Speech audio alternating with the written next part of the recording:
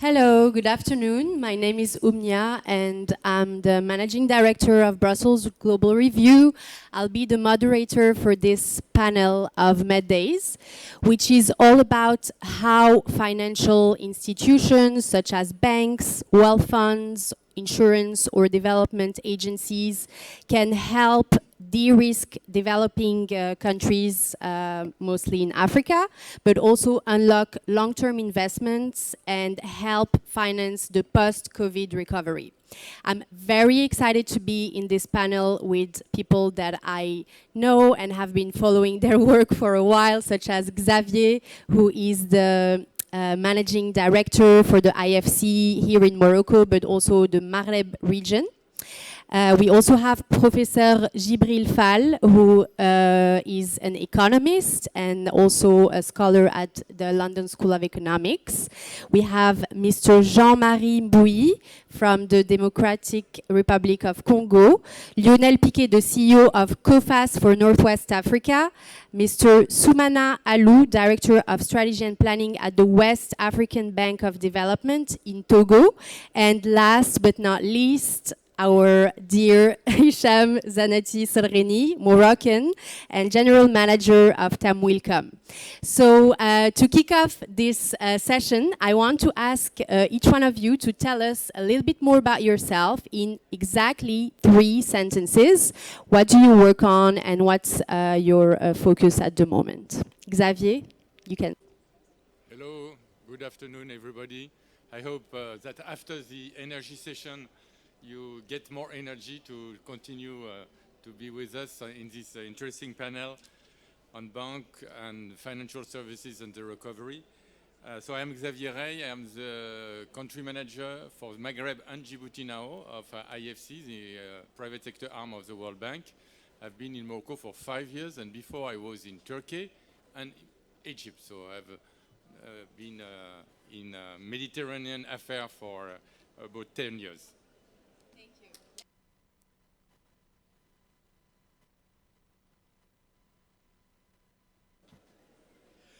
My name is Djibril Fall, and the most interesting project I think I'm working on is the African Diaspora Finance Corporation with the African.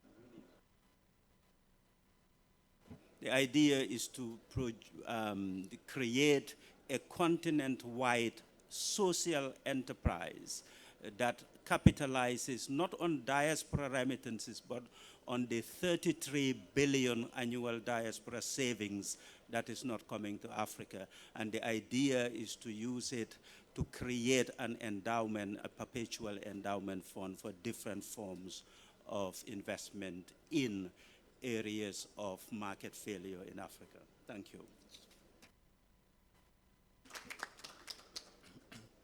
Bonjour, mon nom c'est Jean-Marie Mbouyi, je suis le directeur associé du cabinet BM Partners, qui est un cabinet d'affaires publiques et de lobbying basé en RDC à Kinshasa. Et nous évoluons sur principalement 3 piliers, à savoir le réseautage institutionnel, l'accompagnement institutionnel des entreprises du secteur privé vis-à-vis de l'État. Voilà.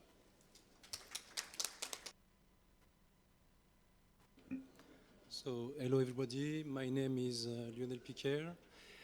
I'm the CEO of Maghreb and West and Central Africa for COFAS. I'm very happy to be here and to have this discussion with you and my colleagues, of course. So, just a few words about COFAS. COFAS is a credit insurer. We are specialized on this business line, but also some information. We are a credit insurer, so we need to have information to support companies for their decision.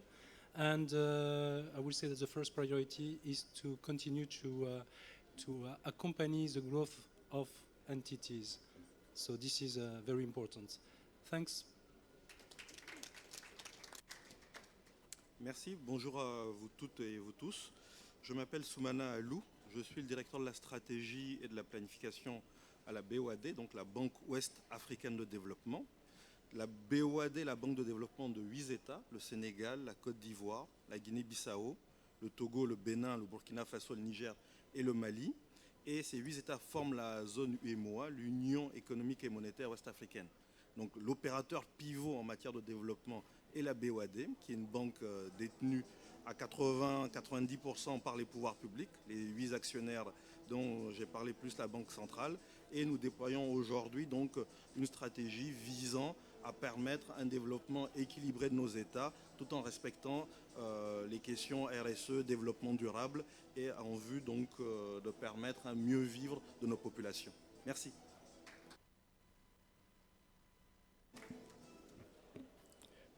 Ah, c'est bon. Il y avait un fond musical.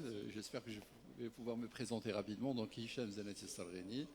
Je suis le directeur général de Temilcom. Alors, Temilcom, c'est l'ex-caisse centrale de garantie. Aujourd'hui, nous sommes une société anonyme et Temilcom est notre dénomination commerciale. Alors, l'institution Temilcom, alors la Temilcom est une institution bancaire, financière, régie par notre texte de loi, mais également sous la supervision bancaire. Et nous sommes le bras financier de l'État en matière d'accès au financement. D'autres termes, notre rôle est de dérisquer le secteur financier pour permettre aux entreprises de se financer. Alors, je parle certes des entreprises, mais je parle également des startups, mais à travers un certain nombre d'outils, que ce soit essentiellement certes de la garantie, mais ça peut être également de la dette partagée, voire pourquoi pas de l'equity. Merci. Merci pour ce tour de table rapide. Je vais devoir vous demander de parler un peu plus fort, comme ça tout le monde peut vous entendre. So my first question is going to be addressed to Xavier, but actually to everyone. So we've just come out of one of the worst humanitarian and economic crises ever, which is COVID-19, and now we're in the midst of a war, and there is huge inflation all around the world. So what does an institution like the IFC has in plan to actually help support the private sector, because that's what you mostly do in the countries that you cover? Like, what is your strategy, and how can you also cooperate with other financial institutions to achieve those goals? So this is not one question, this is 4 questions. I'll try to answer them. First, I think we have to realize the severity of the crisis. I think we are saying the 4C crisis. We have the COVID, as you said, but in addition, we had the climate change crisis, and in Morocco, we felt very much a drought this year. We have the commodity crisis with commodities, prices skyrocketing, and we have the conflict in Ukraine. So this is very difficult for banks, for government to manage those 4 crises at the same time. So what is the role of IFC in such a difficult environment? I think the role of DFI, as we call them, is to be counter-cyclical, meaning to invest when others are not investing, to bring back private sector investment and to try to mobilize and leverage private sector investment. So if you look at the big number, last year, in fiscal year 22, that ended in June, IFC invested for $33 billion. That was an increase of 10% from last year, and mobilized 1-to-1 from the private sector or from other DFI. So it means that when IFC is committing one investment in Morocco, we mobilize from a DFI or a private sector partner the same amount. So mobilization for us is very important, especially in time of crisis. But to mobilize, what you need to have bankable projects. You need to have projects that would interest our partners. And for this, I think we have a strategy in 4 steps. The first step is to work on financial engineering to create bankable projects. It could be in financial sector, it could be in health, education, energy. It could help also to support export. But you need to work on financial engineering to really develop bankable projects. The second step is to try, especially in time of crisis, to use credit enhancement and blended finance. Blended finance is a very nice word where we try to mix commercial capital with grants or with loans with subsidies. And we also obviously provide technical assistance, because we know that technical assistance, especially in this time, is very needed. So just to say, it's not just about investment, it's about trying to be able to structure a bankable project, de-risk them, and provide technical assistance to. So the second thing, on the 33 billion, we invested 40% in financial sector, because we know financial sector is le poumon, we say in French, of the economy. And in one part of the financial sector that is very important is capital. What banks need now to absorb all these shocks, this quadruple shock, is capital. So we have I don't know if you want me to go into detail, but we have 4 instruments. So we can either invest in equity, that we did, in equity in banks that very much need capital. We can provide risk-sharing facility, and we do this a lot with our partner, to banks. So we cost share their loan to SME, and we can also, and this is quite interesting, try to put the risk of the banks off balance sheet. So sorry to interrupt you, Xavier, just to make this a bit more interactive, because you're talking a lot about risk, and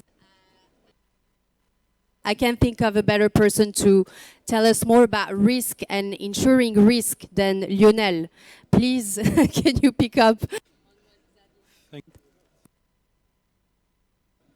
So, can I ask something, please? Is it possible to close the door? Because it's the noise is terrible. I'm sorry, but maybe I'm alone. Yeah, but so if it's possible, yeah. Maybe before come back to your question. Faut le dire en français, tu crois? Non, c'est bon, c'est bon. So maybe to come back on your question before, I would like just to make a kind reminder about the inflation effect and how the inflation can be stopped by measures. We notice 4 policy. The first one is a monetary policy. That's the target is to find the stability, the financial stability. And financial stability means also pricing stability. And pricing stability means financial stability. So everything is connected. And this is very important because this is the first measures that can be set up in order to protect the financial institutions. We have another second point that can bring good effect is the currency policy. Currency policy can be also a blocking point regarding the inflation. So this has to be taken in consideration. We know that today with these 2 measures it can be a positive effect for several topics. First one, monetary policy. It means that an increase of interest rate, an adjustment of interest rate. This means less credit from the bank, less consumption, and there is a positive effect for the inflation because it's like a bouclier. Before saying COFAS or something that COFAS can bring in the system, it's better to say that yes, we have some pillars bringing by public authority, by a central bank, and this is also to take in consideration. Come back on your question, but I don't remember your question. I have a new question now. Earlier on, and also because I want to ask then Mr. Salrini, but earlier on you said that Morocco has the best rating in all of Africa with COFAS, and so I want to ask you why is that the case, and then I want Mr. Salrini to tell us more about the Moroccan model, because that's something that could be exported to other African countries. So Lionel, you can give us like 2-3 minutes on this, and then he will pick up on that. Okay, thank you. COFAS, the rating of Morocco from COFAS is B.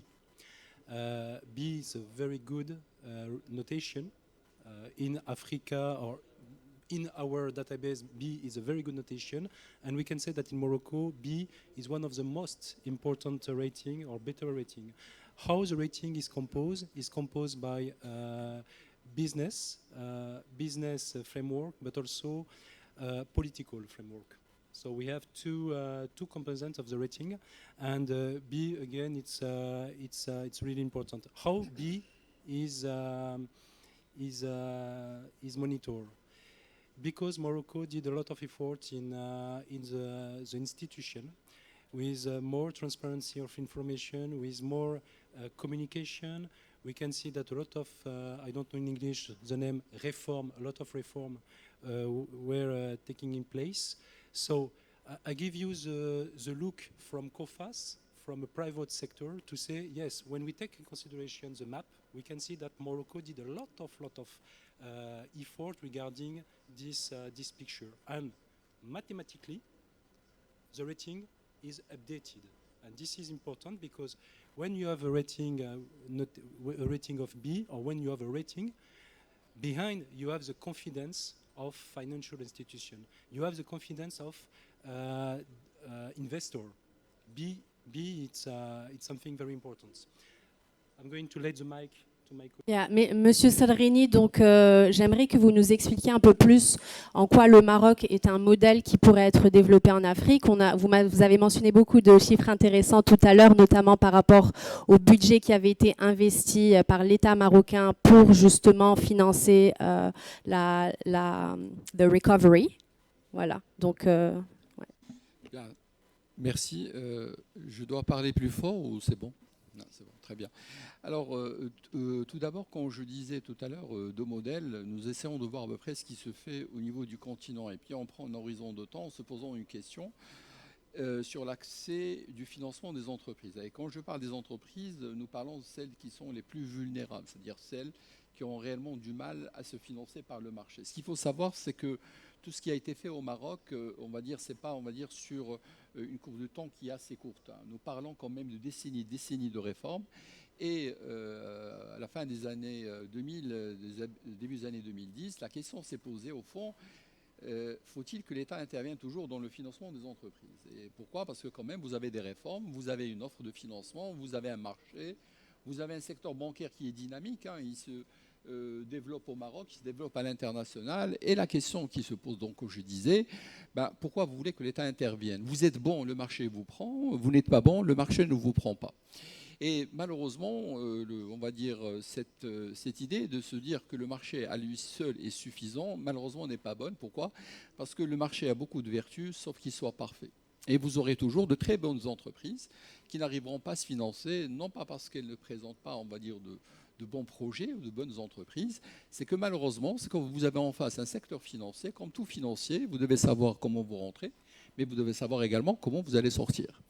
Et donc, la sortie, ça veut dire quoi? C'est-à-dire comment on va se dénouer, par exemple, demain, un risque, un crédit. Et donc, l'État intervient de manière indirecte, à travers qui? À travers nous, à travers la SNGFE. Alors, qu'est-ce que nous apportons en disant, au fond, au secteur financier, mais principalement bancaire? Je dis bancaire, pourquoi? Parce que faute n'est pas de vouloir développer d'autres créneaux de financement, mais malheureusement, ou heureusement, je ne sais pas, la tradition au Maroc, à l'image de beaucoup de pays méditerranéens, nous avons beaucoup plus une culture de dette. C'est-à-dire le premier chez qui on va aller se financer, c'est le secteur bancaire. On n'est pas très intéressé par le financement du haut du bilan ou d'autres mécanismes alternatifs, mais nous sommes à 92% des ressources externes des entreprises sont levées auprès du secteur bancaire. Et donc le secteur bancaire est le premier outil de financement. Et donc, qu'est-ce qu'on nous partageons avec le secteur bancaire? Le risque, en leur disant, écoutez, financer de la TPME, ça sera intéressant pour tout le monde, pour les entreprises, parce qu'elles iront et elles arriveront à se financer, pour les banques, parce qu'elles auront une nouvelle clientèle, mais elles auront avec eux quelqu'un qui va prendre une bonne partie du risque, et bien sûr pour l'État, pour toute l'additionnalité que ça apporte. Alors je reviens aux chiffres rapidement. Donc vous m'avez posé tout à l'heure la question pour dire sur quoi on se base. Écoutez, il y a 10 ans, on faisait au niveau de la SNGFE quelque chose comme 800 à 1000 entreprises garanties pour l'équivalent de 500 millions à 1 milliard dans les meilleures années, quelque chose comme 1 milliard de dirhams, c'est-à-dire l'équivalent de 100 millions de dollars, on va dire. 10 ans après, je mets à côté toute la parenthèse Covid, si vous voulez, je pourrais en parler tout à l'heure, nous faisons aujourd'hui quelque chose comme 30 000 à 40 000 entreprises en l'espace de 10 ans et quelque chose comme 35 milliards de crédits garantis annuellement. Je parle de production annuelle. Donc vous voyez bien à peu près toute la performance qui a été faite. Et tout cela, vous allez le voir au niveau des chiffres qui ne sont pas des chiffres SNGFE, ce sont des chiffres de la supervision bancaire. Quand nous prenons par exemple en 2010, je me rappelle très bien l'étude qui a été faite par la Banque mondiale, montrait que le Maroc, à cette période-là, en 2010, sur 100 dirhams donnés par le secteur bancaire en faveur des entreprises privées, 24 dirhams étaient alloués aux TPME. 10 ans après, en 2020, nous sommes à 43%. C'est-à-dire que nous sommes sur, on va dire, des standards plus OCDE, sachant que si je prends la région MENA, parce que je n'ai pas tous les chiffres pour l'Afrique, mais rien que si je prends la région MENA, la moyenne est de 24 à 23%. Deuxième point, c'est en termes de sûreté, parce qu'un des grands problèmes sur lequel rencontrait la TPE marocaine, mais également de la PME, c'est la question des collatérales. Alors, sur ce point-là, je me réfère également à l'étude qui a été faite par la Banque mondiale sur un panel de quelque chose comme une quarantaine de pays. On a essayé de voir à peu près quel est le niveau du collatéral qui est exigé par le secteur bancaire pour financer cette catégorie d'entreprises. En 2013, sur un crédit, on va dire, de 100, les cautions, les garanties, le collatéral qui était demandé par le secteur bancaire représentait 167% du montant du crédit. Aujourd'hui, en 2019, c'est uniquement 63%, uniquement en moyenne, qui sont exigés. Pourquoi? Parce qu'aujourd'hui, il y a un système qui s'appelle le système de garantie qui s'immisce sur cette relation banque-entreprise et qui permet à des milliers et des milliers d'entreprises aujourd'hui de s'y financer qui, dans notre situation, n'auraient pu pas se financer. En d'autres termes, aujourd'hui, l'étude qui a été faite montre que nous avons une additionnalité au Maroc à travers la SNGFE de quelque chose comme 80% d'additionnalité, d'accord, sur le portefeuille que nous avons. Et ces 80%, au fond, c'est quoi? Ce sont des entreprises qui arriveront à se créer, à se développer, à pouvoir, bien sûr, pourquoi pas, survivre à quelque chose comme 75 à 80%, mais indirectement, comme je disais, c'est un gain qui est triptyque, qui est pour tout le monde, qui est certes pour les entreprises, parce qu'un financement qui se fait, je ne dirais pas toujours dans les mêmes conditions, mais quand même un financement qui se fait, alors qu'auparavant, on est dans une situation porte fermée. Nous avons un secteur bancaire qui arrive à se développer, qui arrive sur un portefeuille de financement à avoir, on va dire, un garant et donc quelqu'un qui partage le risque avec lui, et surtout l'État. C'est la création d'emplois, c'est surtout également des transferts. Sur tous ces projets-là, vous aurez quoi? Ce sont des entreprises qui vont vous payer l'IS, qui vont vous payer de la TVA, qui vont vous payer d'autres fonds. Et donc, vous voyez, c'est un système, on va dire, qui arrive à avoir... Et donc, c'est pour ça que je disais par rapport à un modèle, voici aujourd'hui un modèle. Pourquoi? Parce que quand on essaie de faire à peu près ce qui se fait au niveau de la région, que ce soit MENA, que ce soit la région méditerranéenne, voire de l'international, aujourd'hui, le SNGFE se situe dans, on va dire, les 15-20 premières institutions, notamment en termes de garantie au niveau international. Alors, l'autre point, c'est que vous avez parlé du recovery. Donc, vous avez parlé Nous sommes aussi des pays sur lesquels nous avons beaucoup injecté pour pouvoir aider le secteur, en tout cas productif national, à pouvoir se maintenir. Nous avons, rien qu'à travers la SNGFE, avec le secteur bancaire, c'est près de 75 milliards de dirhams de crédits qui ont été alloués aux entreprises. Et si aujourd'hui nous voyons beaucoup d'entreprises qui sont là, qui sont, on va dire résilientes, c'est parce qu'on a agi avec le secteur bancaire de manière rapide, de manière, on va dire, beaucoup plus simplifiée, et surtout financer le court terme par le long terme. Des fois, ça a de belles vertus. Pourquoi? Parce que vous donnez de l'oxygène à l'entreprise. Merci. Très, très, très bon statistique. Vous êtes très bien informé. D'après ce que vous dites, Monsieur Salreni, donc le Maroc est vraiment un exemple, un modèle à suivre pour d'autres pays émergents. Cependant, les risques existent encore. Et justement, le fait que ces risques soient aussi élevés est la raison pour laquelle les financements sont difficiles à obtenir dans les pays émergents. Donc, je souhaite demander à Monsieur Jean-Marie Mbouy, qui est de la RDC, qu'est-ce que vous pensez de ça? Oui, merci. D'entrée de jeu, j'aimerais d'abord rebondir sur, pour moi, ce qui est la clé, parce que nous avons parlé des crises, et ces crises, elles sont récurrentes depuis quelque temps. Elles ont commencé avec la Covid, elles se prolongent avec l'Ukraine. Et rien ne nous prédit pas que demain, nous entrerons dans un autre cycle avec d'autres crises. Et par rapport à ça, je voulais m'appesantir sur la leçon à tirer de ces crises au niveau du continent africain. Et la principale leçon pour moi à tirer, c'est par rapport aux économies africaines, c'est l'impérieuse nécessité pour elles de devenir économiquement souveraines.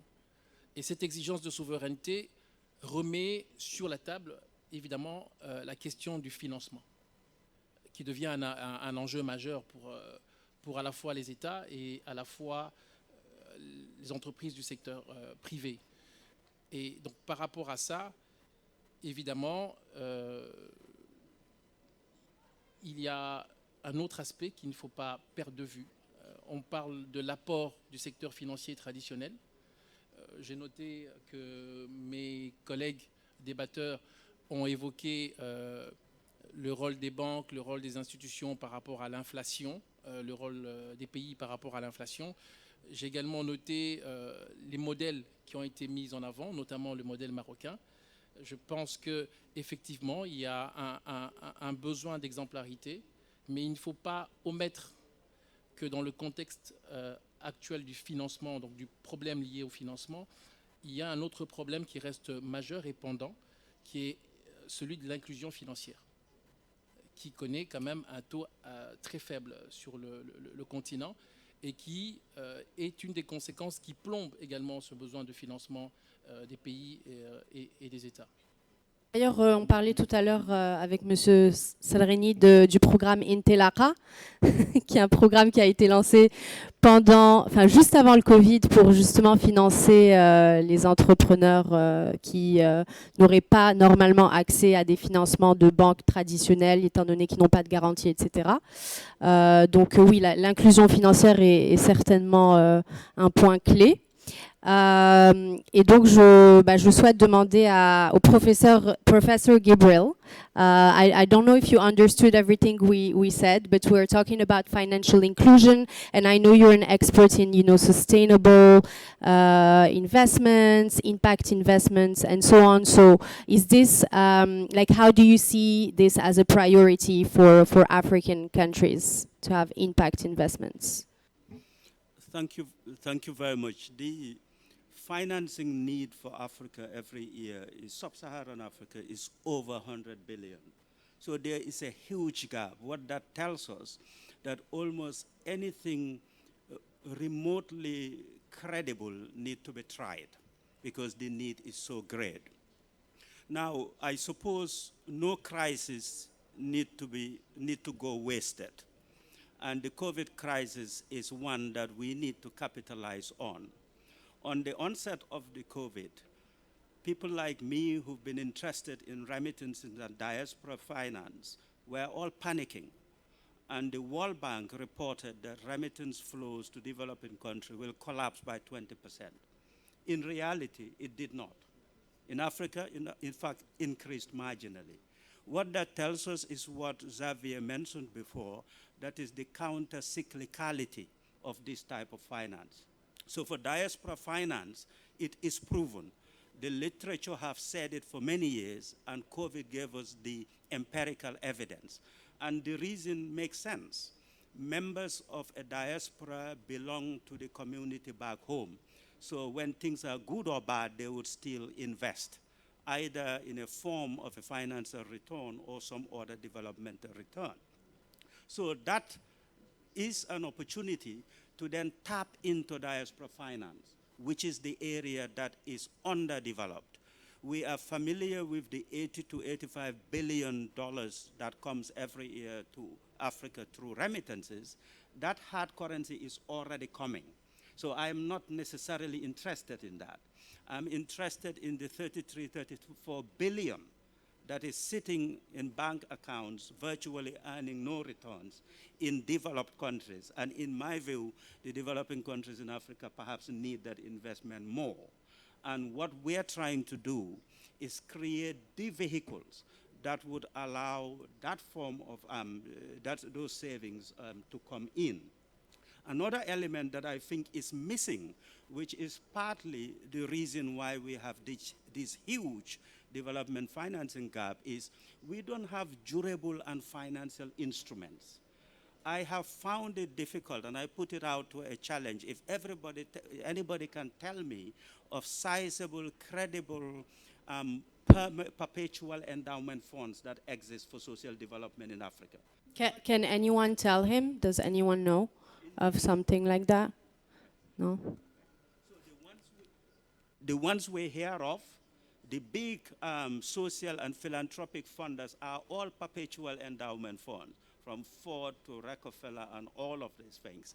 Now, for diaspora and the changing nature of migration, what we're trying to do, we won't have the time to explain it here, but use the leverage of diaspora finance now to get micro contributions and donor contributions, but we do not consume it. With remittances, we consume it straight away. But we take it and we give it to development finance institutions, sorry about it, across the continent to invest. Also to invest for impact investment, that is to invest it in areas that some commercial investors will not put their money in because the risk is too high. So we put it in areas of market failure and we leave off the returns rather than the capital. Thank you. You raised a very interesting point, which is that this money is used for things that are more risky. And so is that also what the IFC does? Do you look at financing projects or companies that have more risk or less risk? Xavier, this is for you. No, I am very interested with what you said. And I think you look at Morocco, it's 10% of GDP remittances. But as you say, you know, this is mostly used for consumption. So how to move from consumption to investment? And for this, I feel what you need is to have financial intermediaries that could identify bankable projects. So it could be microfinance institution, it could be VC fund, private equity, but you can't let this to bank only, because bank only have too conservative credit processes and credit standards. So I think for me, what would be great is to have more institutions that could really use this investment from the diaspora and do it in a bankable way, like impact investments do through microfinance institution, PE fund, VC companies. And maybe you need some de-risk, maybe you need some subsidies element also, because you will have some country risk and also some credit risk to cover. So here, if you think ahead, can we also tap from ODA donation? Can we tap from even donation from people? Can we have a mix from the diaspora donation and investment? So some in the diaspora will de-risk the investment. So we have a very much sustainable model that can scale up. Very nice. That wasn't my question, but I liked what you said. It's okay. So I would like now to ask our colleague from the West African Bank of Development, if you could tell us, what is the strategy of the bank to help with the recovery? Maybe in French, our strategy to recovery. Sorry, can you press here? Maybe could you repeat the question in French? La question. Donc ma question était, est-ce que vous pourriez nous expliquer les points stratégiques que la banque africaine, the West African Bank of Development, et se focalise pour pouvoir relancer l'économie des pays africains, de l'UMOA? Merci beaucoup. Merci beaucoup. Donc, au-delà de tout ce qui a été dit, je voulais rajouter un mot. Là, il a été question de mobilisation des ressources. Mais en réalité, quand on regarde au niveau de nos États, il y a également un problème de capacité d'absorption. Quand nos États, on va dire, font des tables rondes pour mobiliser des fonds, par exemple, aussi bien pour le secteur public que le secteur privé, parfois via les PPP. Ce qu'on peut voir, c'est que ces financements-là mettent du temps à décaisser, ou parfois ne décaissent même pas. Pourquoi? Parce que les ministères techniques en charge de la mise en œuvre de ces différents projets n'ont pas cette capacité-là. Donc, un des intervenants avait parlé également, au-delà de fournir des fonds, je pense que c'est notre collègue de l'AFC, c'est également de l'assistance technique. Donc, avoir de l'assistance technique est important pour pouvoir permettre la mise en œuvre correcte de ces projets-là. Maintenant, concernant la BOAD, au-delà des facteurs exogènes qui ont été identifiés, Covid, guerre en Ukraine, nous avons également des chocs climatiques, tout ce qui touche la sécheresse, les inondations. La zone UEMOA a été fortement touchée cette année par des inondations. Au Niger, vous avez eu plus d'une centaine de morts. Ce qui, derrière, désorganise complètement, on va dire, les chaînes d'approvisionnement, notamment agricoles. Vous avez des facteurs endogènes. La faiblesse, notamment, de tout ce qui est infrastructure de transport, infrastructure énergétique, ce qui conduit donc à un faible niveau d'industrialisation et de transformation. Et également la question des PME, donc le financement des PME qui a été abordé. Donc nous, comment nous mitigeons d'abord ces risques-là? Sur la partie, on va dire, risque endogène. Risque endogène où là, nous essayons de pallier à tout ce qui est faiblesse en termes d'infrastructure, d'industrialisation et de financement des PME. Nous avons notre plan stratégique dénommé Djoliba. Djoliba, c'est le fleuve Niger et le nom a été retenu pour son côté intégrateur. L'une des principales missions de la banque, c'est l'intégration régionale dans notre union économique et monétaire. Donc, Djoliba court sur la période 2021-2025 et dans le cadre donc, du déploiement de ce plan-là, nous avons adopté une approche sectorielle. Nous avons des financements orientés impact. Notre objectif, c'est de pouvoir injecter dans nos économies pour 5 milliards d'euros d'opérations. Et comme l'a dit mon collègue de l'AFC, nous intervenons également en cofinancement.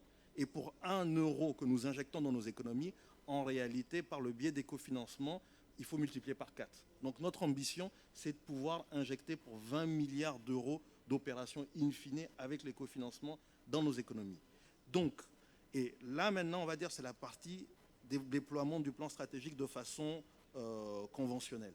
Pour faire pallier au choc exogène, Covid, guerre en Ukraine, là nous jouons notre rôle de banquier de développement, à savoir nous sommes contracycliques. Quand tout va bien, tout le monde est là, et quand tout va mal, une banque de développement se doit à ce moment-là d'injecter des fonds.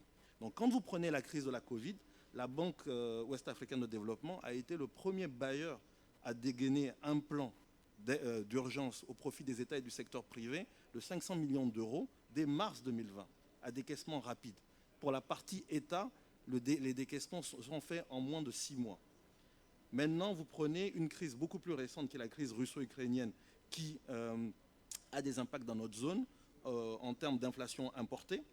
Là, on voit que nous avons un problème de sécurité alimentaire parce que vous prenez les engrais, les prix ont flambé, la campagne agricole n'est pas bonne, même si nos États veulent acheter des engrais, ils coûtent cher ou, ça c'est au mieux et au pire, ils n'en trouvent pas.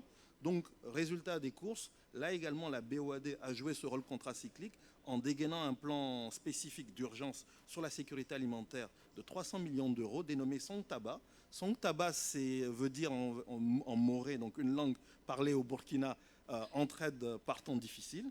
Et donc, c'est en jouant sur ces deux leviers-là que nous essayons donc de relancer, on va dire, nos économies. Le plan classique Djoliba pour tout ce qui est risque facteur endogène et pour tout ce qui est exogène, nous avons donc ce rôle contracyclique où nous venons avec des programmes d'urgence. Voilà. Merci. Très bien, j'aime beaucoup le fait que vous ayez parlé du secteur agricole, qui est quand même le plus grand employeur en Afrique et aussi, je pense, la plus grande source du PIB africain. Est-ce que les projets agricoles sont des projets à haut risque pour les institutions financières? C'est la seule question qui vient à l'esprit. Oui. En fait, pour une institution comme la BOAD, des projets agricoles sont essentiels. Vous prenez la vision sectorielle dont j'ai parlé que nous avons adoptées dans le cadre de notre plan stratégique. Nous avons 5 secteurs. Infrastructure, énergie, santé, éducation, immobilier et l'agriculture. Donc tout ce qui touche l'agro-business, l'agriculture en tant que telle et la sécurité alimentaire. Donc là, par exemple, il me vient à l'esprit un concept que nous sommes en train de lancer au Togo et qui aura pour vocation d'être déployé dans l'ensemble des régions, dans l'ensemble des pays de la zone UEMOA, c'est le concept d'agropole. Vous avez donc la production agricole sur place et vous mettez en place tout l'écosystème nécessaire à la transformation de la matière première pour permettre donc de créer de la valeur et de grignoter un peu plus de parts de marché au niveau de la chaîne de valeur. Parce qu'aujourd'hui, ce que nous avons comme souci au niveau de notre zone, nous sommes très peu industrialisés, nous transformons très peu et donc, in fine, nous exportons beaucoup de matières premières qui nous reviennent en produits transformés. Vous prenez le cas de la Côte d'Ivoire, c'est les noix de cajou, le cacao.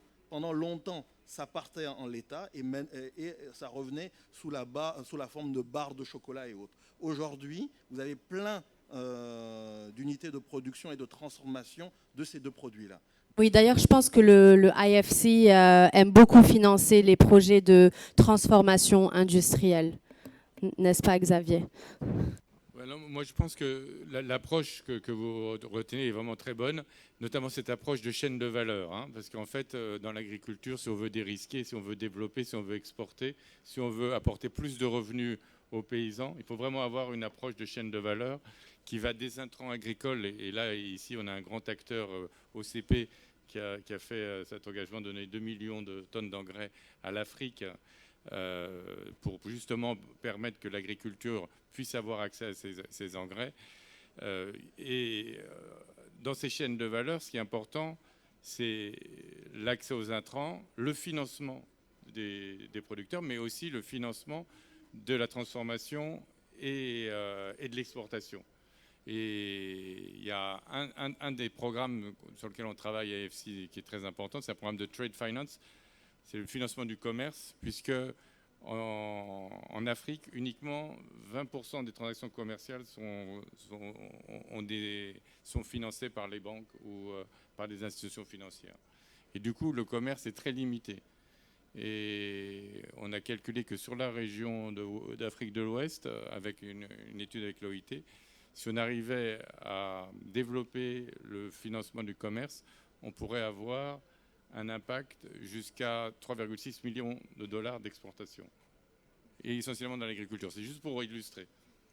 Ouais, j'aime beaucoup ce point. Je pense que Jean-Marie, vous avez quelque chose à dire, mais j'aimerais aussi que Lionel intervienne sur ce point parce que je pense que les agences comme COFAS ont un grand rôle à jouer pour justement booster.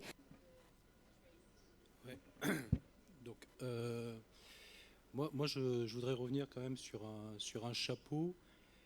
C'est la gouvernance des pays. On le sait, ce sont les statistiques qui parlent, il y a beaucoup d'économies informelles. Alors avant de répondre à la question, je vais préciser. Il y a beaucoup d'économies informelles et lorsqu'on parle de financement, lorsqu'on parle d'acteurs privés, lorsqu'on parle d'organisations type FMI, BOAD, qui sont là pour supporter les investissements, qui sont là pour supporter les infrastructures et contribuer au développement du pays, je dirais que sans information, ce n'est pas possible. Donc là, je mettrai l'accent sur la volonté des autorités publiques à développer des mesures pour que le tissu économique puisse communiquer sur l'information, puisse sortir de cette économie informelle, la rendre formelle, pour que derrière, cela puisse contribuer plus facilement au développement des pays. C'est important de le dire parce qu'on parle de gouvernance, on parle d'information, mais moi, si demain je dois investir quelque part, je veux savoir chez qui j'investis, je veux savoir quel est le retour sur investissement. Sans information, ça ne marche pas. Donc on voit qu'il y a un ensemble de règles comptables, internationales, qui sont de plus en plus poussées sur l'Afrique et que beaucoup de pays jouent le jeu, attrapent ces règles, les mettent en place. Alors ce n'est pas fait du jour au lendemain, mais on voit un fort début. Et donc pour revenir au développement, oui, l'ensemble de ces actions-là vont permettre d'accélérer le développement des économies des pays en voie de développement, comme on dit. Je revenais donc sur la partie agricole, c'est bien ça? Le trade. Bon, alors COFAS est Xavier, vous parliez d'ECP, donc COFAS travaille évidemment avec ce grand acteur marocain.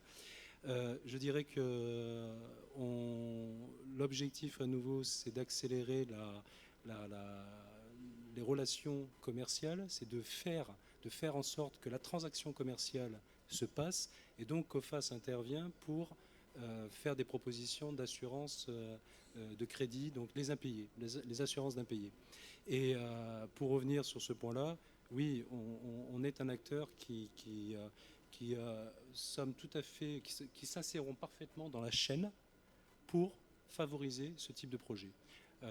Une assurance crédit va permettre d'être une forme de garantie pour les établissements financiers qui doivent permettre d'accorder des investissements à des entreprises qui veulent s'agrandir d'un point de vue agricole. Il faut acheter du matériel, il faut acheter des terres, il faut rémunérer les salariés. Donc tout ceci, on voit bien que tous les acteurs financiers, que ce soit les banques, que ce soit les assureurs crédits, que ce soit évidemment les statisticiens, donc tout ceci se met en ordre de marche pour faciliter le développement de l'agriculture. Et on sait bien qu'en Afrique, il peut y avoir des pénuries alimentaires, de fortes pénuries alimentaires.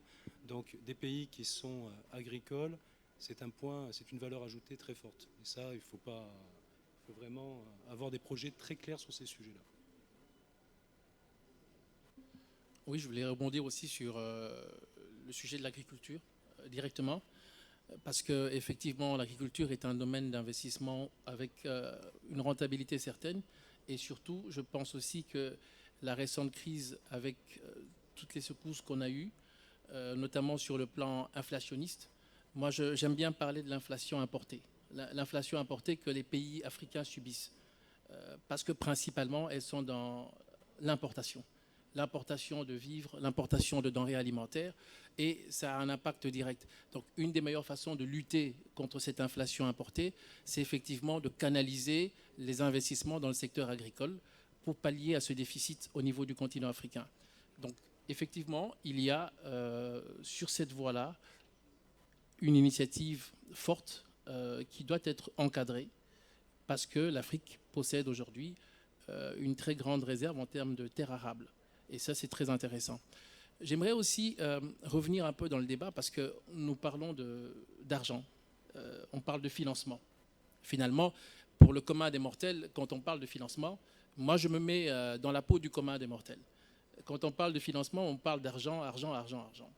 Et je me mets également de l'autre côté, du côté des investisseurs, avec toutes les problématiques qui se posent à eux. Ici, autour de moi, je suis entouré d'experts dans le domaine financier, dans l'ingénierie financière, qui nous disent qu'il y a de l'argent. Parce que quand j'entends des montants au niveau des financements ou de ce qui est mis en place pour pallier à la crise, on entend très bien et on voit très bien qu'il y a de l'argent. Le problème aujourd'hui au niveau des peuples africains, qui doivent être les moteurs de cette relance économique à travers le secteur privé, c'est que cet argent n'arrive pas au secteur privé. Et moi, j'ai envie de poser ici la question de savoir quels sont, au-delà évidemment de la notion prudentielle des banques, quels sont les mécanismes ou quelles sont les pistes de solutions que les banques veulent mettre concrètement pour rencontrer cette problématique qui incombe aux investisseurs actuels et peut-être potentiellement à ceux qui demain vont se lancer dans l'entrepreneuriat sur le continent. C'est une très bonne question. Justement, dans le panel où j'étais ce matin, c'était la vraie problématique de l'entrepreneuriat en Afrique, c'est qu'il n'y a pas vraiment de financement panafricain. Donc, après, je ne sais pas qui souhaite répondre à cette question. Moi, en tout cas, je n'ai pas la réponse. Allez-y. Merci beaucoup. Concernant donc la problématique du secteur privé, vous prenez donc nos États. On va dire que le cadre dans lequel toutes leurs actions de développement s'inscrivent, ce cadre s'appelle le plan national de développement. Donc chacun de nos États a un plan national de développement qui va embrasser aussi bien la partie publique que la partie privée. Dedans, pour avoir échangé il n'y a pas très longtemps de cela avec un des premiers ministres de la zone, l'ambition pour un pays tel que la Côte d'Ivoire, le Sénégal, c'est d'opérer que s'opère un shift. Aujourd'hui, ces plans nationaux de développement sont portés principalement par la partie publique. Et ils voudraient que petit à petit, que un shift s'opère au profit du secteur privé. Et que l'État, lui, puisse se consacrer à ses missions premières, missions régaliennes. La sécurité, des choses comme ça. Et à la limite, pacifier le cadre, le climat des affaires. Et laisser au secteur privé, on va dire, l'espace nécessaire pour opérer et le financer. Donc on en vient à la question du financement. Vous prenez maintenant une banque de développement telle que la BOAD. Le secteur privé, aujourd'hui, c'est un quart, on va dire, de notre activité. Comment nous le finançons déjà? Nous le finançons, on va dire, de façon classique, ou par des lignes directement mises en place auprès des promoteurs lorsqu'il s'agit de projets assez importants. Et lorsque nous sommes sur des PME, nous passons par le biais des banques commerciales. Donc nous refinançons les banques commerciales qui, elles, sont outillées pour pouvoir suivre, voire même renforcer en termes de capacité, renforcement de capacité, ces PME-là pour leur permettre de ne pas péricliter. Parce qu'on voit que le domaine des PME, en réalité, est très très risqué. À côté de ça, il y a la garantie. Nous avons de la garantie que nous pouvons mettre en place pour dérisquer certains financements sur le privé qui ne seraient pas bankable sinon. Et là, nous sommes sur une initiative qui vise à délester une partie les banques commerciales d'une partie de leurs créances qui ont été faites sur les PME, donc de les délester en les logeant ces créances-là dans un véhicule, et ce véhicule-là, par le biais de la titrisation, va, on va dire, financiariser ces créances-là. Et ça va permettre de libérer de la place dans le bilan des banques, et ça va leur permettre donc d'être un peu plus agile, d'avoir une rotation au niveau de l'actif un peu plus importante et de régénérer, on va dire, des prêts nouveaux. Et dernière chose, côté BOAD, on va dire que ça, c'est notre mode d'intervention classique. Là, il y a un plan de transformation de la banque qui est en cours de gestation, qui va nous permettre de pouvoir épouser, on va dire, la volonté de nos États de procéder à ce shift-là. Et une fois que ce plan de transformation aura été mené à bien, la BOAD sera à même de pouvoir encore mieux adresser les problématiques du secteur privé et, in fine, avoir un ratio qui serait au-delà de ce que nous faisons aujourd'hui, à savoir les 25% d'intervention sur le secteur privé. Donc notre objectif à terme, c'est de pouvoir augmenter cela, mais pour cela, nous avons besoin d'une évolution au niveau de notre organisation avant de nous lancer sur ce chemin-là. Voilà.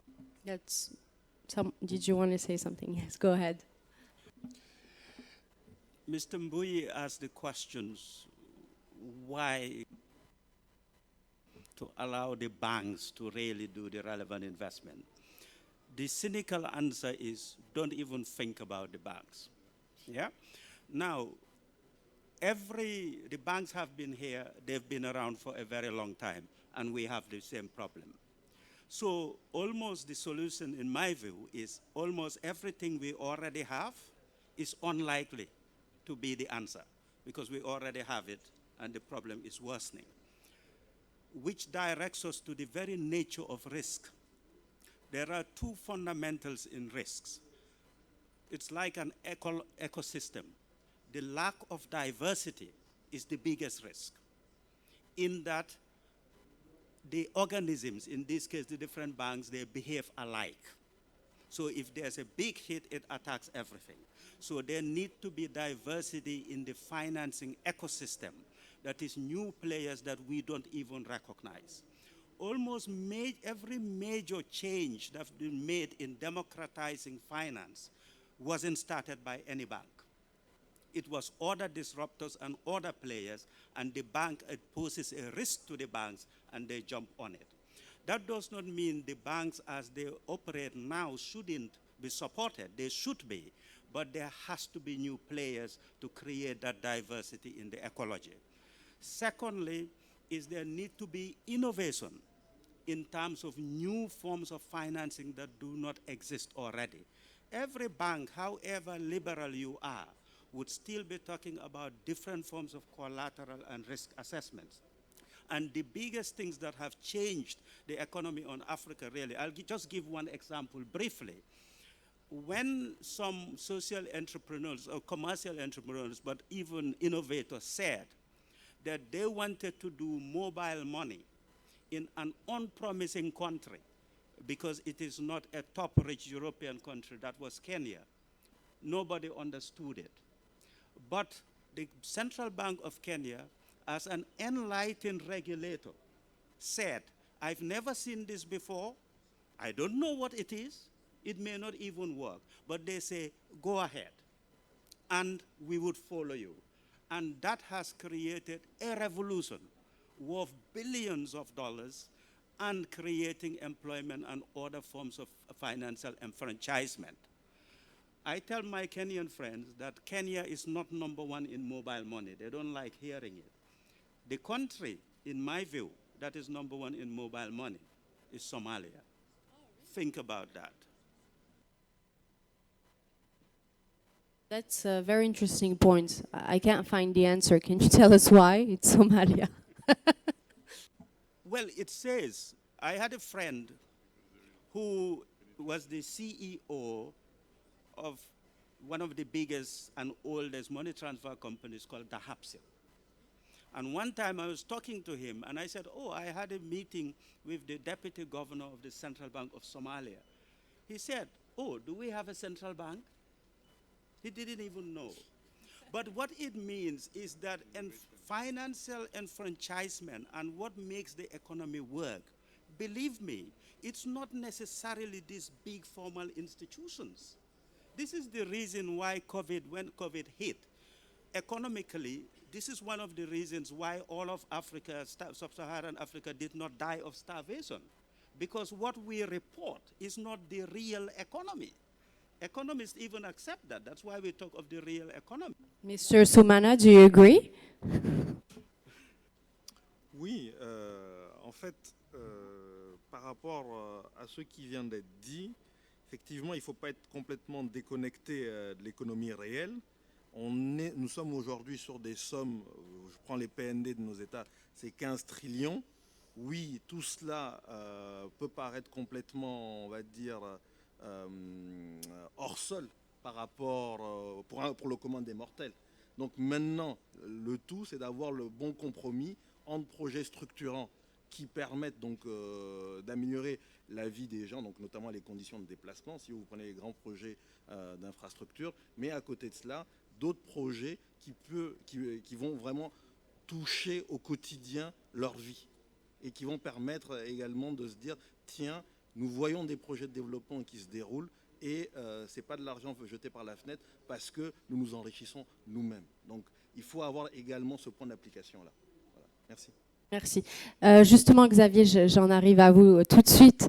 Ça fait, it's been almost an hour, so that's really, really amazing. We're gonna move to the questions very soon, but before that, I want to ask each one of you to kind of summarize the answer to this very difficult question that you have in front of you.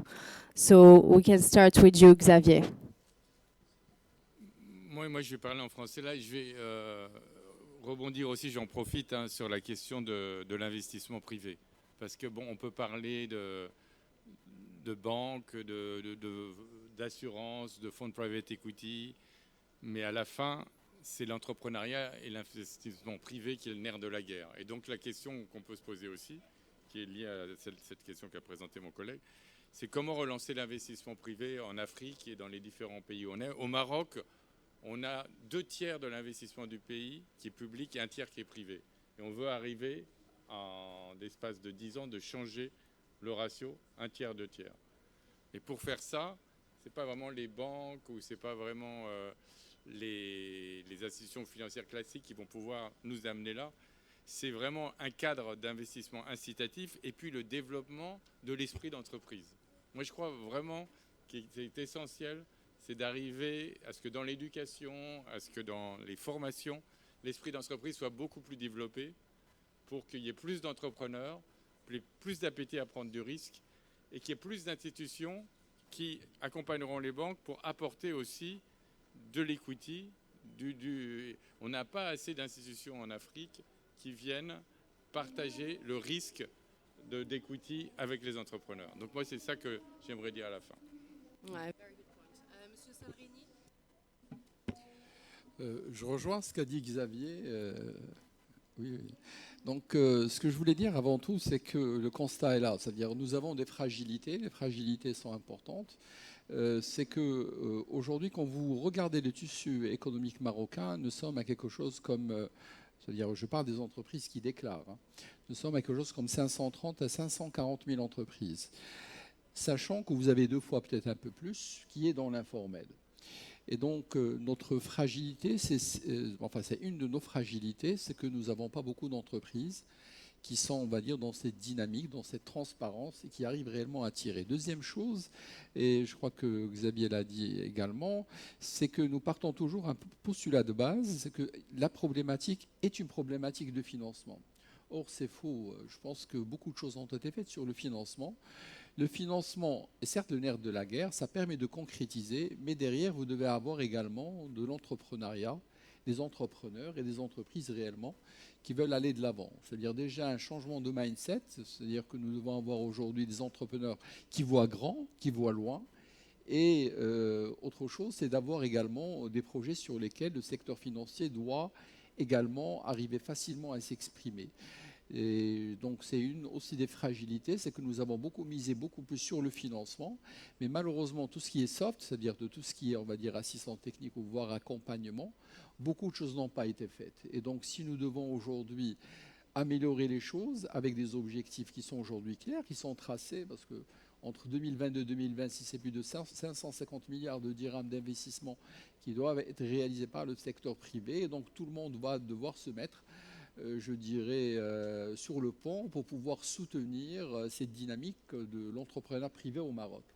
Nous avons également quelque chose qui va sortir, qui est aujourd'hui un cadre, parce que ça va donner également de la vision, de la visibilité à tout le monde, à savoir la charte d'investissement, qui sera le cadre qui va pouvoir, on va dire, dérouler cette problématique, on va dire, d'investissement et de l'entrepreneuriat. Et de manière générale, nous avons aujourd'hui également quand même une feuille de route qui est le nouveau modèle de développement et sur lequel il va falloir qu'on s'appuie pour pouvoir apporter les réponses. En tout cas, de notre côté, nous essayons d'apporter les réponses. Je l'ai dit et je persiste à le dire, c'est que nous devons être sur le côté le plus faible, à savoir ceux qui sont les plus vulnérables, à savoir les TPE et les TPME. Sur le côté dire, est-ce que c'est de l'argent des Africains pour les Africains? Oui, parce que ce sont des TPME au Maroc portés pour l'essentiel par des Marocains sur des financements qui sont accordés par le secteur bancaire marocain.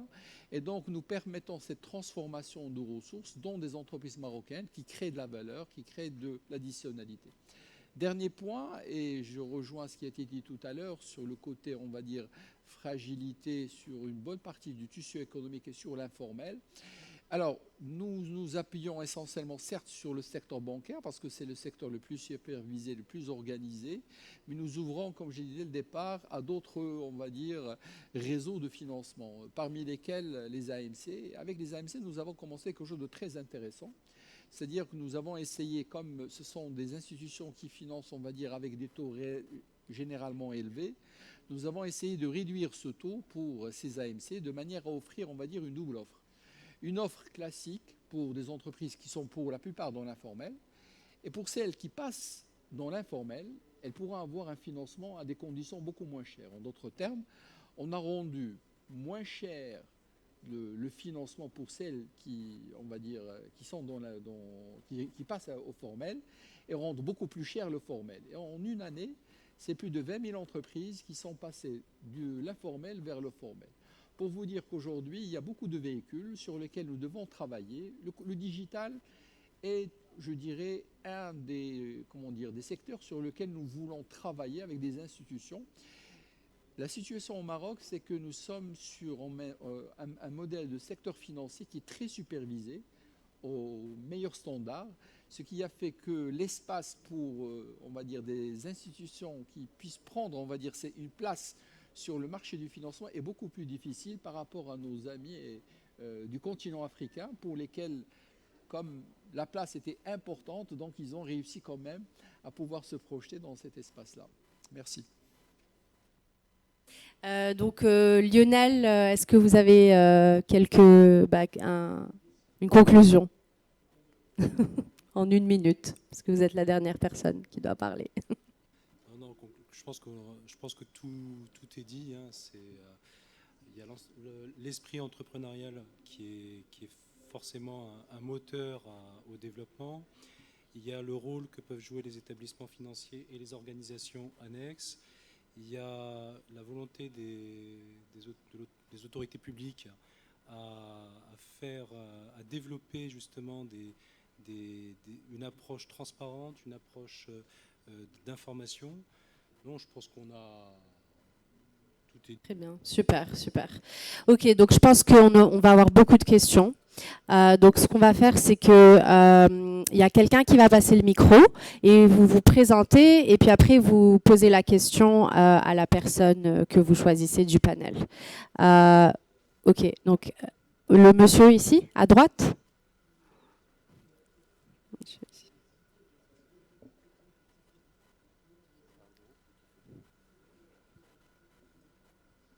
Est-ce qu'il y a quelqu'un qui va venir avec un micro ou pas? Sinon, vous pouvez utiliser ce micro devant vous. Ouais, ce sera plus rapide. Il faut juste appuyer sur... Voilà, bonjour tout le monde. Donc, je me présente, Youssef Benjeloun. Je suis doctorant à l'université Ibn Tufayl de Kenitra. J'ai été interpellé par la thématique du financement collaboratif, ou communément appelé crowdfunding. Et puis, il y a eu l'intervention de M. Serreini qui a parlé de dérisquer le secteur financier, et notamment les banques, les projets des TPE et des petites et moyennes entreprises pour créer une additionnalité. Donc, ma question est, est-ce qu'on peut penser à un mécanisme similaire pour les plateformes de crowdfunding pour financer les porteurs de projets à partir des plateformes de crowdfunding? Merci. Monsieur Serreini, vous pouvez répondre. Oui, allez-y, ce sera plus rapide. On ne prend pas plusieurs questions, donc... Comme je suis le régional de l'étape, je suis sûr que j'aurai presque 80% des questions. Bref, donc c'est une très bonne idée. C'est parmi les champs que nous regardons aujourd'hui. Quand nous travaillons, comme je l'ai dit, avec un secteur. Quand je parle par exemple du secteur bancaire ou tout ce qui est établissement de crédit, nous parlons quand même d'un cadre légal. Nous parlons d'institutions de supervision qui sont derrière, etc. Et donc, on va dire, on est sur le secteur le plus supervisé, le plus contrôlé. Quand on part sur d'autres secteurs, on essaie de regarder de manière, on va dire, beaucoup plus fine.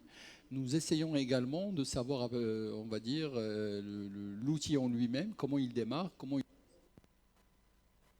pour nous permettre demain de nous prononcer sur d'accompagner tel ou ne pas l'accompagner. Et je vous assure une chose, sur notre vision en tout cas 2023-2026, le crowdfunding fait partie, on va dire, des secteurs sur lesquels on compte nous déployer bien sûr, toujours dans le même modèle, hein, c'est-à-dire c'est être derrière ceux qui financent. Oui, est-ce que vous avez un micro devant vous? Ok. Est-ce que votre question est pour Monsieur Serreini? Si c'est pour lui, c'est pas possible. Ok, d'accord. Oui. Alors, on vous remercie vivement pour vos différentes interventions. Justement, mes questions seront basées sur trois principaux axes, si vous permettez. C'est plus concentré sur l'Afrique que sur le Maroc en particulier. Alors, j'aimerais juste vous poser une question principalement par rapport à un maillon que je trouve très stratégique dans la chaîne de valeur de financement, qui est l'expertise. Je prends un exemple très rapidement, un produit qui était en tout cas très bien positionné dans une phase de tout de suite avant la crise, qui est le produit Intelaq. Bon, forcément, donc tout le monde le connaît dans la salle, et que on a réellement trouvé qu'il y avait un grand manque d'expertise et d'accompagnement de certains projets sur certaines disciplines qui sont relativement complexe, avec tout le respect que je dois bien sûr au système bancaire, mais il était des fois très difficile d'accompagner certains projets, quitte à avoir des fois des une cession complètement de la procédure faute de cette expertise. Ça, c'est le premier point. Le deuxième point, et ça c'est principalement pour l'Afrique en général, je ne connais pas le ratio, mais le venture capital, c'est peut-être la méthode ou la structure financière la moins existante. Aujourd'hui, on parle beaucoup de private equity, on parle de dette conventionnelle ou d'autres types de dettes, mais qu'est-ce qui favoriserait justement qu'on peut avoir un capital amorçage, mais avec un ratio qui approcherait peut-être le ratio du private equity normal. Et ça, c'est aussi un point très important pour certaines entreprises qui aujourd'hui, ils ont des idées où ils sont à la phase de conceptualisation et avec un très grand potentiel de croissance, mais malheureusement, il n'y a peut-être pas d'incubation ou d'accélération qui permettrait qu'ils aient accès à ce venture capital. Le troisième axe... Une question, s'il vous plaît. Ok. La question, elle est pour qui? Au juste.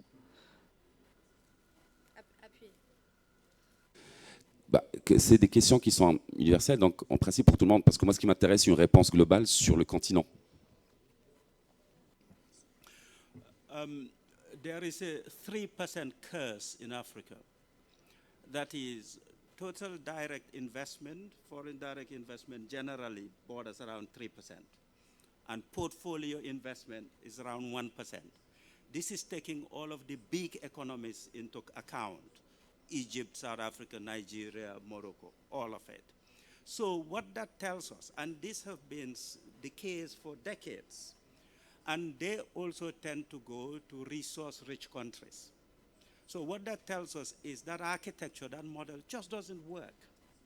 So there needs to be innovations of different ways of doing domestic financing. And what I keep repeating is you have the diaspora with billions sitting there. They sit rightly at that sweet middle, whereby it's a form of domestic finance, but it's bringing hard finance. Morocco is an example of how the role of the diaspora is important to not only the direct financing of projects, but the effecting of enterprises and the development of some particular sectors altogether. So I am not dismissing the architecture as it is, but I'm saying it's woefully inadequate that when we think of solutions, we almost have to think of those outside of the current infrastructure. Thank you. Does anyone else? Yes, go ahead. Alors, par rapport à la question concernant l'amorçage, c'est un bon point. Vous prenez le cas de la Banque Ouest Africaine de Développement. Notre méthode, la méthode que nous implémentons, c'est la méthode originate to distribute. Pour pouvoir originer de bons projets, effectivement, il nous faut, on va dire, des études viables. Et la plupart du temps, quand on prend les financements sur les États, c'est là que ça pêche. Donc, pour pallier à cela, nous avons mis en place un fonds d'amorçage. Aujourd'hui, je le reconnais, ce fonds d'amorçage-là est destiné uniquement aux États. Mais quand vous prenez les contreparties privées avec lesquelles nous travaillons, c'est une condition sine qua non de la réalisation d'études. Maintenant, vous pouvez avoir des idées qui sont plutôt bankable et où il n'y a pas d'idées, où il n'y a pas d'études avérées. Et là, il y a un problème. Maintenant, se pose la question d'ouvrir ce fonds d'amorçage-là à la partie privée, quitte à ce que la banque retombe reprenne ses billes une fois que le projet est jugé bankable et que nous le finançons. Là, c'est des discussions qui sont en cours actuellement au sein de la BOAD. Voilà. Merci. Je peux utiliser le crédit qui me reste parce que les questions sont très intéressantes. Donc, sur le côté expertise, je suis entièrement d'accord avec vous parce que c'est, en tout cas, vous prêchez un convaincu. Parce que nous le voyons, nous sommes des financiers. Nous ne connaissons pas dans tous les secteurs et dans tous les business models qui peuvent se présenter sur la table. Je parle aussi bien de nos partenaires du secteur bancaire que nous-mêmes.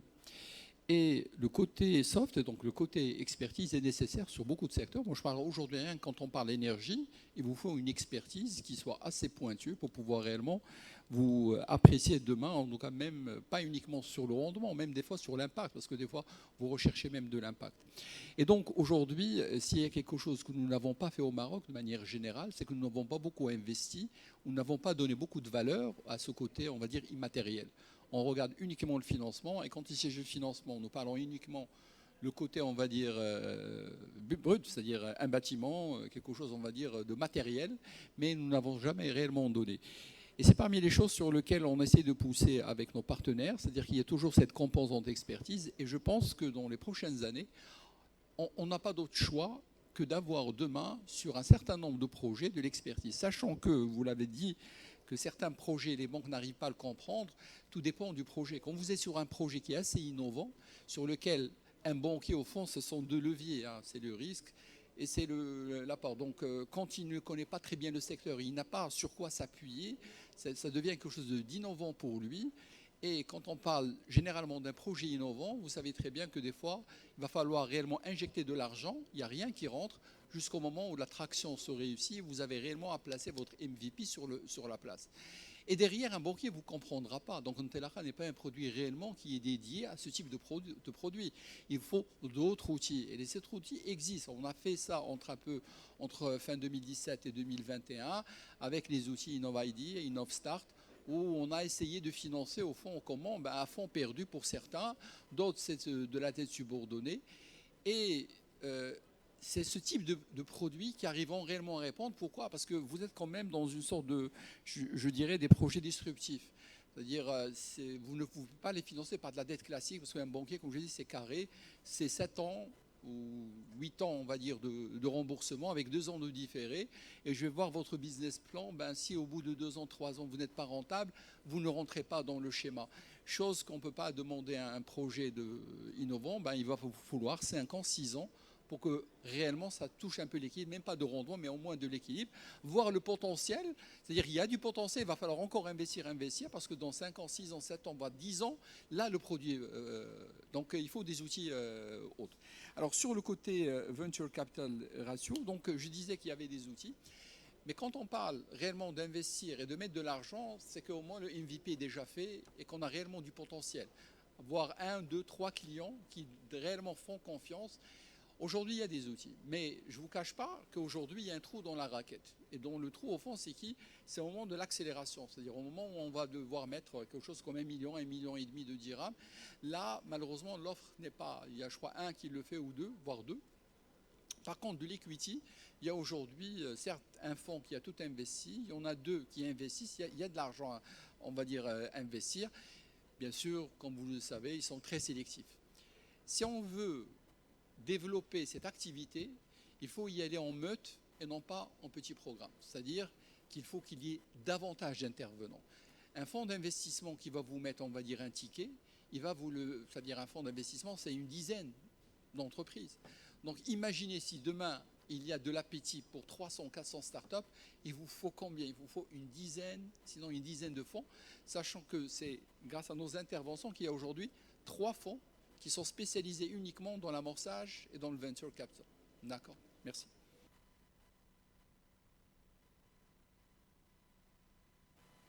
The lady in the back.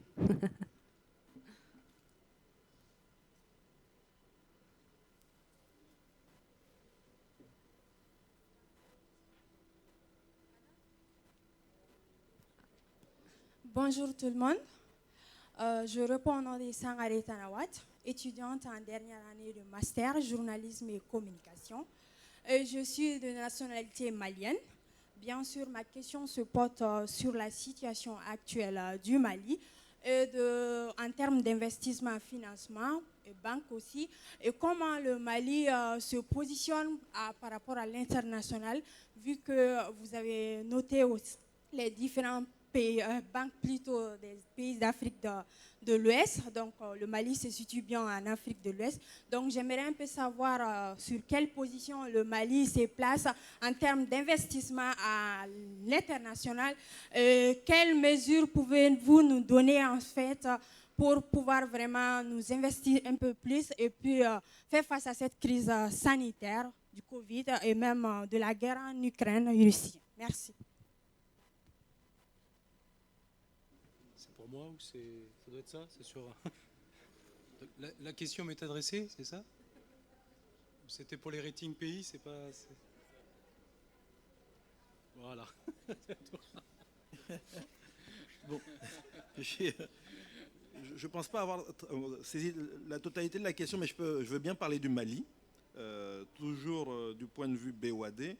Alors le Mali, durant la phase des sanctions financières, beaucoup de nos investisseurs, parce que la Banque Ouest Africaine de Développement est rated investment grade, donc quand nous voulons lever des fonds, nous allons à l'international, nous faisons des eurobonds.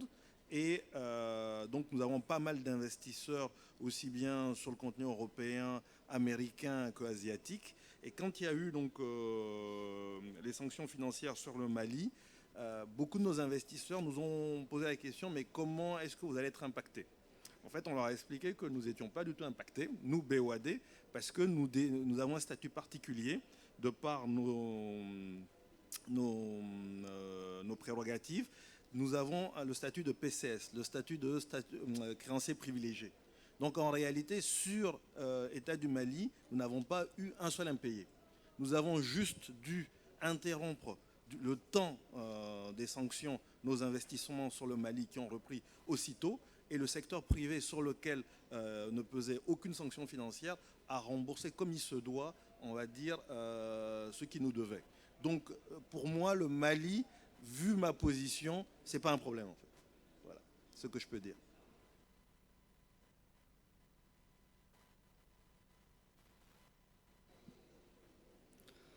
Hello everyone, I'm Elias. I come from l'École nationale de commerce et de gestion de Tanger. My question is, I would like to thank you first for your amazing interventions. And we are speaking today about crisis, risk. Even the topic of today is from crisis to crisis. Mr. Picard spoke about inflation. Inflation is one of the greatest risks today for economies worldwide. And as Mr. Picard said, what we do to fight inflation, right? We increase interest rates. What does that do to emerging economies? It destroys it. How? It weakens the currency of the emerging economy, and it strengthens the dollar. So my question is, how can we